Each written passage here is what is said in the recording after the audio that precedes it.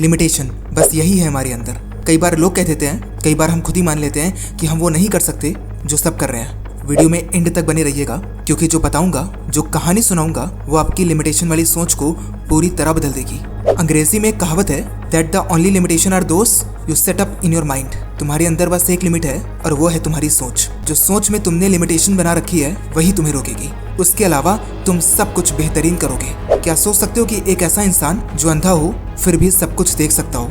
Impossible है, पर possible है तो सिर्फ एक टेक्निक से, जिसे उस अंधे इंसान ने अपनी जिंदगी में इस्तेमाल किया। और उस अंधे व्यक्ति का नाम है डैनियल किश। किश 13 महीने की उम्र से ही अंधे हैं, लेकिन टंग यानी जीभ की क्लिक और इको लोकेशन का इस्तेमाल करके अपने आसपास के वातावरण को देखना सीख लिया। आसपास की वस्तुओं से टकराने वाली आवाज को सुनकर किश ने मैप बनाना शुरू कर दिया, जिससे वो अपने आसपास के वातावरण को देखने लगे। वापस आने वाली आवाज कैसी है, उस साउंड की स्टडी की और इस लेवल तक स्टडी की, इतनी गहनता से पढ़ाई की कि आवाज को समझने लगे। फिर सामने खड़ी बिल्डिंग भी कितनी बड़ी है ये बता पाना भी उसके लिए संभव था।